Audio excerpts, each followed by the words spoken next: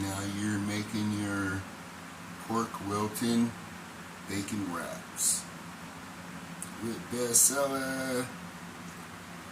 Now whenever you got your pork wraps, just make sure whenever you got them, you do it very, very well, because sometimes you got to stack them or you got to make it the way how you want, but it comes out good because it's wrapped in bacon, it's seasoned, you got the cream cheese, the bourbon Gouda cheese. Make sure that you try that bourbon Gouda because it does go with the wholemeal pork Wilton bacon wraps.